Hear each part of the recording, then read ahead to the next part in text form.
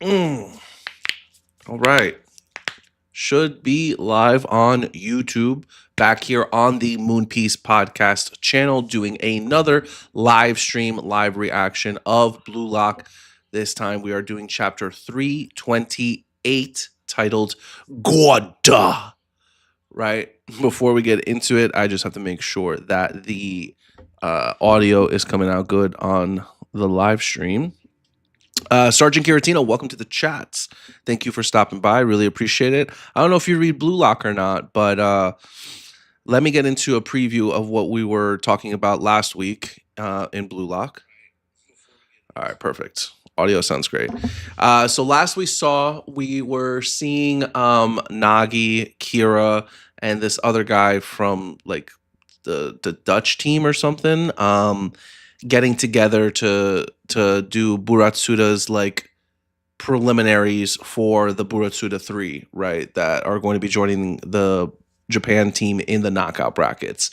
So we see Nagi and Kira forming a duo as they're about to do their first trial run, right? So we're already seeing them working together. I can already see the wheels turning for those two and how Nagi's going to adapt to Kira's playstyle of teamwork makes the dream work, which Homie has been saying since day one, chapter one of Blue Lock. And that's going to be that whole mindset in taking down Ego's way of football, because that's Buratsuda's like third condition, is to completely go against and prove Ego wrong. So I don't know how much more we're going to see of that, because the last we saw was Ego approaching Asagi in the locker room after everybody's already left and asking him to have a chat. So that's where we left off with our hero. But before we get into the chapter, thank you for stopping by here on the Moon Piece Podcast channel. If you are not subscribed, consider subscribing. We have a lot of great content on here. We just had our most recent episode come out with Shonen Showdown, Rob the Man himself. We go over a lot of topics. We do One Piece chapter reviews on the weekly. I'm over here doing Blue Lock. We just did our Kagurabachi live stream just last week. If you guys are interested in Kagurabachi at all, we do that monthly. Kimmy does her watch through of One Piece because, she's on her One Piece journey, first time. So if you're interested in that, check it out. But yeah, like I said, there's a lot going on here on the Moon Piece Podcast channel. But yeah, without further ado, let's get into Blue Lock chapter 328, titled Gorda. As we open up, we see Asagi and Ego in an elevator. Ego's just the chill guy with a hand in his pockets, and Asagi's got his arms crossed behind his back. He says to Ego, "What do you want to talk about?" As he has a bead of sweat falling down his face. Ego really just looks like a future version of Asagi. It's crazy. They continue in the elevator. At the end of the game, what was your intent with that play? Right? As we see Asagi, I was just trying to score my own goal. It felt like the obvious thing to do as a striker.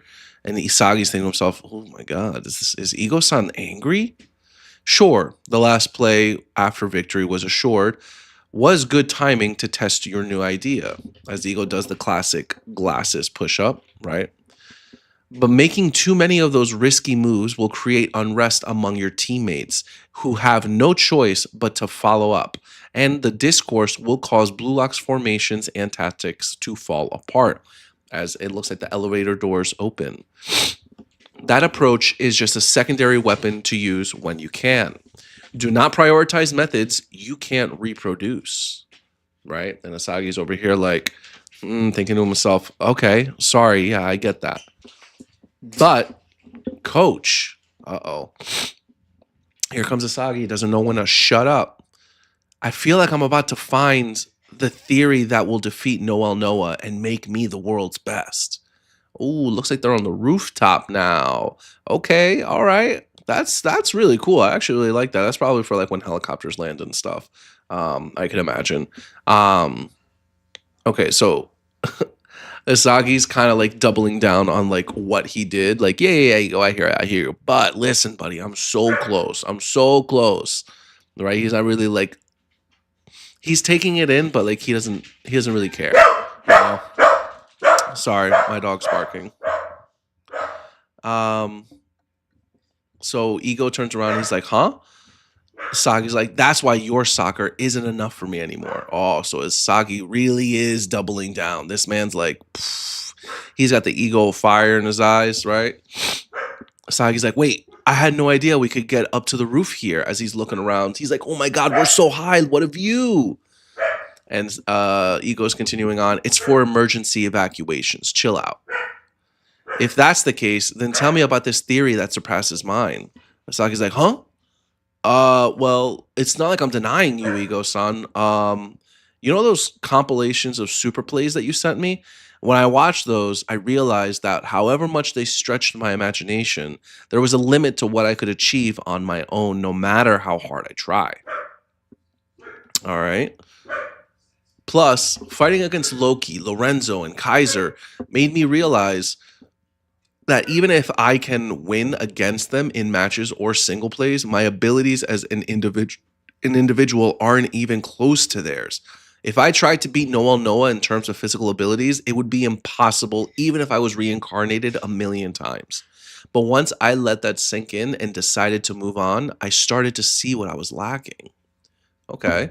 Yeah, and I feel like this is like what we've all been saying. You know, Asagi can never beat like Rin on a one-on-one. Like Rin is just better than him in like almost every single way. Like there's just absolutely no way like Asagi holds a candle to Rin or Kaiser or like any of these people. It's just really like the way he plays and the way he's able to utilize the people around him that make him better and put him in that top tier.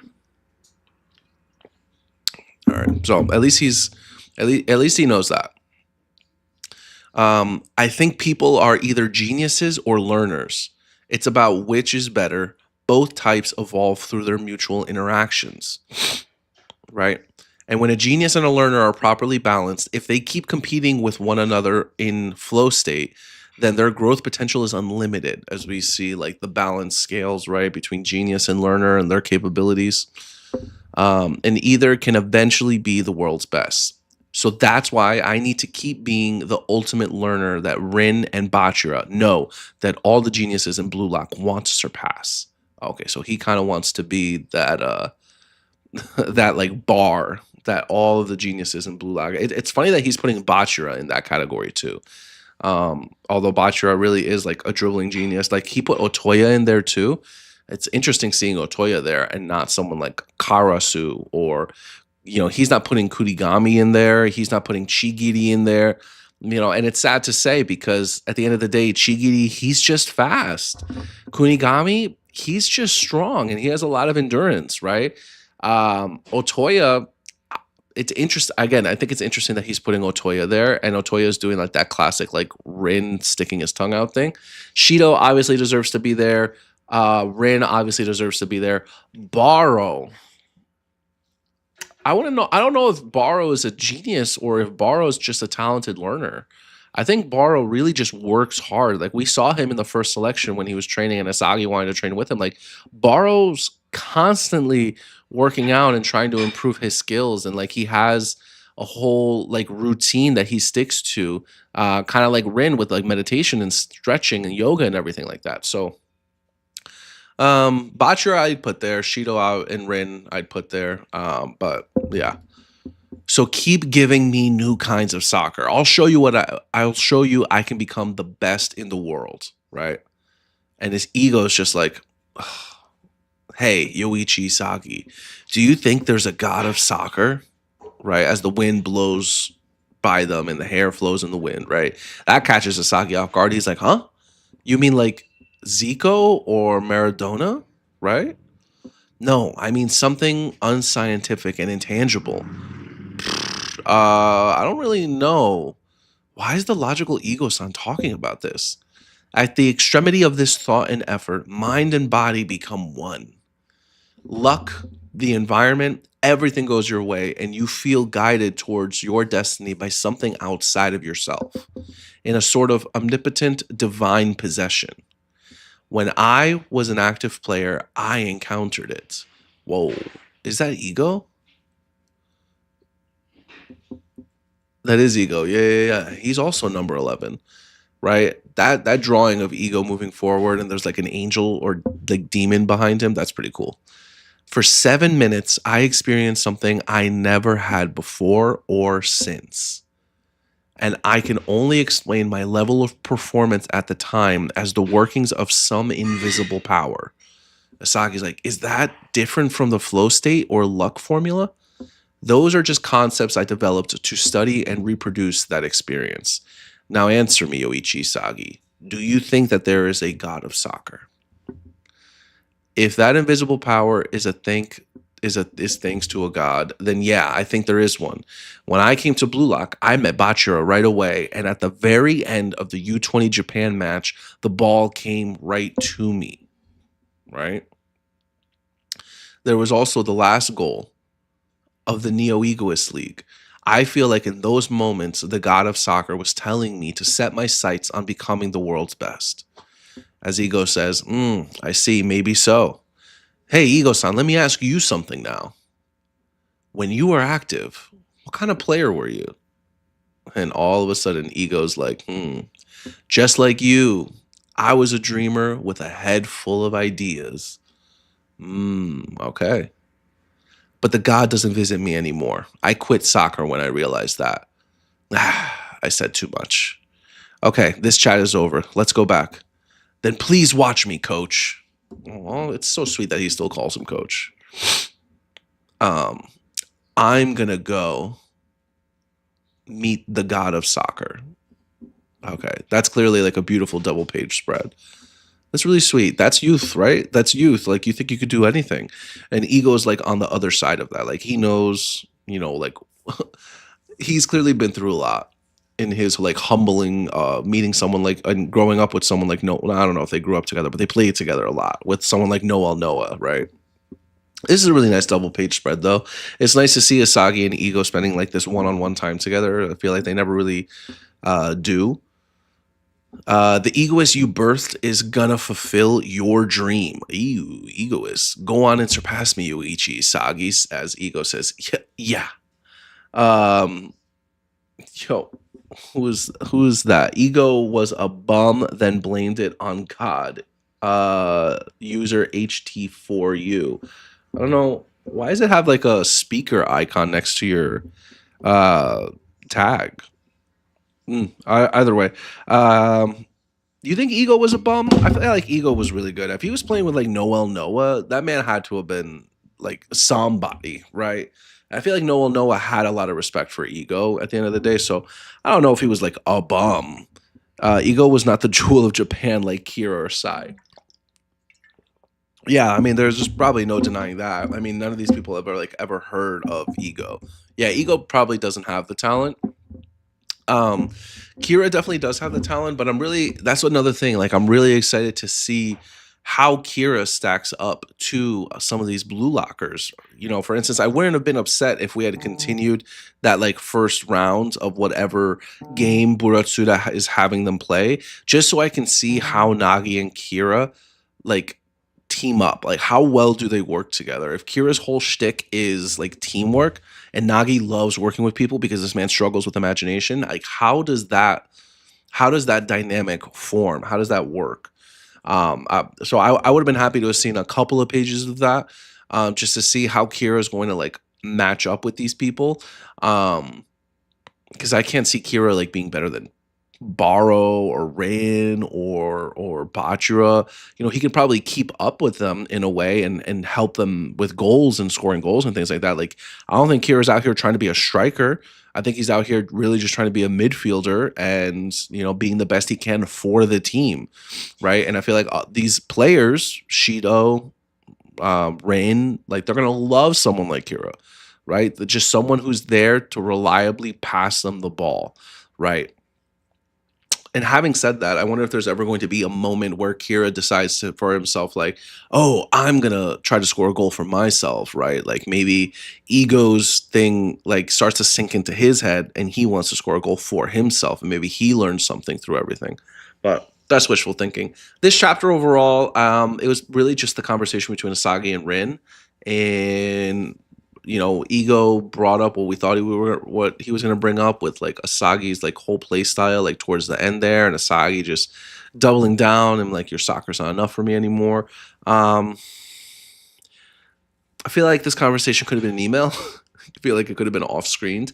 Um, Again, it's nice to have seen this one-on-one time between Asagi and Ego, past and future, like Ego's past and Asagi's present and future. I get the parallels and the similarities there, but like it could have been at least half the chapter. It didn't need to be like the whole chapter. I feel like there was a lot of time wasted here. Yeah, we had like some great shots of like when Asagi says, "I'm so close to the formula, beating Noel Noah," and we see them land on the rooftop. Then this like previous shot before when like Asagi's telling him he's gonna like meet the god of soccer, and it's like that beautiful double page spread. Like that's cool. I get that, right? But I feel like it could have been half the chapter. I really wanted to see something more. But I say that now, and then the Japan versus France match is going to start, and at this point, it's really hard to say whether or not we're going to go back to the Buratsuda selection thing, um, or what. It's hard to say how many chapters there are going to be between now and the start of the Japan versus France match. Because we already know that like everyone's like already like warming up, but like right now, like the game just ended like an hour ago for these people, so not a lot of time has passed. I don't know, maybe like 2 or 3 days. So I'll probably say by the end of the next chapter, I think we're going to. So in one more 2 chapters, we're going to get the start of Japan versus France. I don't think they're going to drag this out anymore. I don't know how many more conversations Asagi's going to have with like other players and stuff. But yeah, this was a 7. This was a 7 out of 10. Like even like Asagi and Ego's like conversation, it wasn't like anything like new or groundbreaking. Like we kind of like could have guessed exactly like what they were going to talk about. So it is what it is there. But these are these in between chapters. Again, can't wait for the start of Japan versus France. It's going to be a good match, which again, my prediction is that they're going to lose because they can afford to lose one game. They'll lose to France, go up against England, and then they'll probably play France again in the knockout brackets. I don't know how that necessarily is going to work because it would be silly to play the same team in one arc, right? So I can imagine like they lose to France, then they go to the knockout brackets. France loses to Spain, right? Bunny Iglesias. And then Japan has to play Spain, which is a team that beat them, which is the team that beat France, which beat them. And then they beat Spain, which thereby proves that they're better than France. I think it's going to be something like that because we need another reason why we want to fight so hard against Bunny Iglesias. And at that point, Sai is going to be on the team too. So, yeah, we'll see. Great chapter, Blue Lock. Can't wait for the next chapter. Let's keep going here. But thank you to Sergeant Curatina for stopping by. Thank you to user HT4U. Really appreciate you guys. Yeah, check out some of the other content on the channel, guys. We got a lot going on here. And without further ado, see ya.